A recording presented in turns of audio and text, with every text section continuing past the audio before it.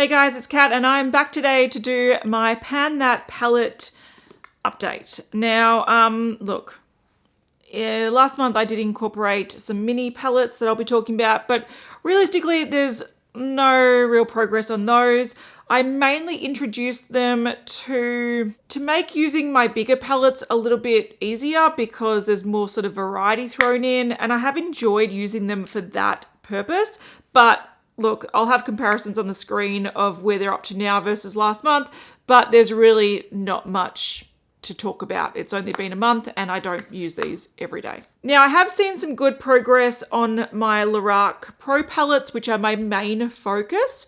I do think adding in the mini palettes, so the Tarte mini palette and the MAC mini palette, have sort of helped me when I'm getting a little bit stuck and a little bit tired of using these. I sort of delve into those and freshen it up a little bit, but I definitely have been seeing most progress here, which is good, which of course makes sense because I've been using these all year, so I'm glad there's some progress. Let's start with the Lorac Pro 1. Now, I did hit pan. Oh, this was actually an interesting one. So I've got quite a lot of pan here. The new pans are these two here. So I've hit pan on gold and pewter.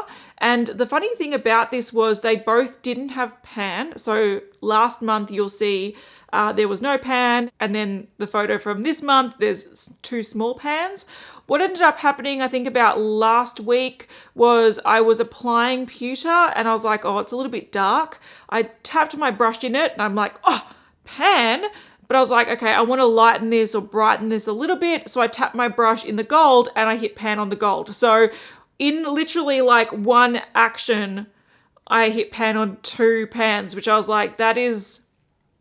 how often does that happen? Probably never, but it was quite exciting. So yeah, so I have hit pan on those two, and obviously I like to wear those shades sort of mixed together to create more of a bronze shade that isn't as dark as pewter on its own. Now I did actually put little dots with nail polish. They're the shades that I want to focus on next because I am noticing that there's going to be some shades that I just sort of never get around to using, which is totally fine.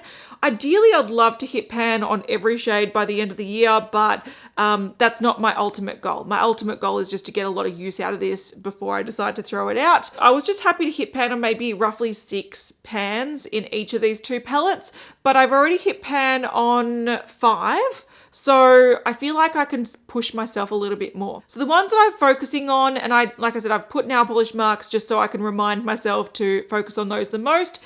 Champagne down here, I don't like it. It's quite chunky. It's quite light, but it is a nice shade to mix with other shades. So if I mix it with garnet, for example, it creates almost like a rosy shade. If I mix it with gold, it makes more of a warmer champagne shade. So I have been trying to use this more as a mixing shade, and I do quite like it, so I will continue to use it that way. Garnet is also another one I want to focus on because it's a really beautiful sort of coppery shade that works really well in the cooler weather. We're currently in winter in Australia, so that's what I think I can focus on. Taupe and light pink, they're just sort of basic matte shades. Light pink is a little bit frosty on me, so I do like to mix it with taupe, so I'll see if I can hit pan on those. Then I did also target these two shades here, these two browns. They're quite similar in colouring, so I don't know if I'll hit pan on both of them, but I can sort of run these through my brows a little bit, which I thought I'll try to start doing. Also, I like sable mixed with garnet. I think it's a nice combination. It deepens it a little bit and just makes it a little bit smokier. But espresso has a really soft formula, which I think I can hit pan on faster, which is why I've decided to target them both. So I'm making some good progress on here, but realistically, I think next month, if I hit pan on anything, it might be taupe. I think that's the only one that has a bit of a dent to it. Lorac 2, there's not as much progress. I have hit pan on one shade, which was Nectar, and I was sort of predicting that because it had the biggest dent. And again, I like to sort of use that with garnet. It's a nice color to sort of blend out that sort of warmer shade. I do think I've made some other pans bigger. So for example, Buff, I use quite a lot to set my base. You'll be able to see a comparison on the screen. But when it comes to other shades, I don't see that there's going to be any progress happening on this palette in the next month. I feel like the dents that I have are so minute that it's going to take at least 2 or 3 months to really see some pan from those. So I almost feel like I've reached capacity with this palette at the moment. Again, I have hit 6 pans, so that was sort of what I was going for at the start of this project, and I've reached that, but I would like to work on some more. The ones that I've targeted with my nail polish dots as ones that I think I can sort of incorporate into looks that I currently am wearing, not the one I am currently wearing. Obviously, I'm not wearing these palettes. I'm testing out the brand Oden's Eye. I did a first impressions Get Ready With Me, which is what this makeup's from. That'll be coming up in the next video. But the ones I've targeted as potential shades that I can work into my current routine, Plum, which is that matte purple.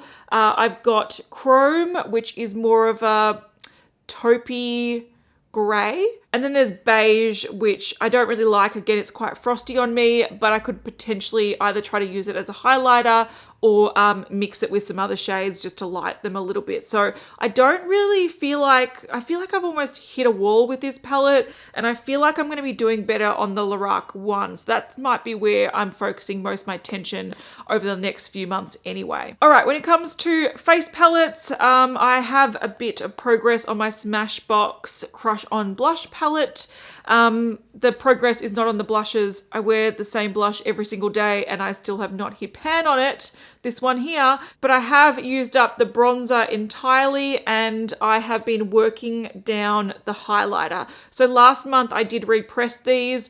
The highlighter had broken, so I needed to repress it in the middle of the pan, and also the bronzer was just around the sides and was really hard to pick up on my brush. So I repressed that in the middle of the pan and it was really easy to use up because there really wasn't much left. So that one's completely gone, which is awesome. It's the first pan in this project that I've completely used. And yeah, I'm still going on this blush. There is a really good dent in it. I've sort of been focusing on one portion and I can even see the dent on camera, which is sort of hard to show. I'm hoping that any day I'll be able to hit pan on this one because that's the only blush I've been using. And that shows you how slow it is to use up blush, particularly these ones that are quite pigmented. All right, I haven't been seeing too much progress on my Laura Mercier. This is the Fall in Love Face Illuminator collection. The only update is that my baby knocked it off my desk and the hinge is broken, which makes it a little bit annoying, but I really don't have much to show with this. I think I'm getting to a point with these top pans that I've worn away the pan design, and it's almost like I can't really tell the progress until I hit some pan. So it's just sort of going in blindly, hoping for the best. So I will continue with these. I do like these more than the highlighter in the Smashbox palette. It's just that the one in the Smashbox palette is so close to being done that I sort of want to focus on that one more, but I do prefer the formula of these. When it comes to the bottom shades, I'm not really focusing on those at the moment. The brown is a nice eyeshadow for me, but again, I'm using so many eyeshadows that I don't really want to reach for this as an eyeshadow. So my focus is the top two, and then if I do hit pan on those, I'll start trying to work in the bottom two a little bit more. So that's my update. Some palettes have some good progress, others have virtually no detectable progress, but I feel like that's pretty typical of how panning eyeshadow palettes and face palettes go. It's a long haul. There's a lot of dedication you need to put into it. You can definitely see some good progress if you dedicate time to use these, but again, that takes a lot of patience as well. So if you are struggling with panning things, try to change it up like I did last month by introducing the 2 mini palettes. It sort of just freshens it up a little bit, and even if I'm just going to use one matte shade from the Lorac palette and use the shimmers from the 2 smaller palettes, at least I'm getting use out of the Lorac palette. So you sort of have to pick your battles, and I'm just happy that at the moment I think the Lorac palettes are really suiting the winter makeup styles that I'm going for.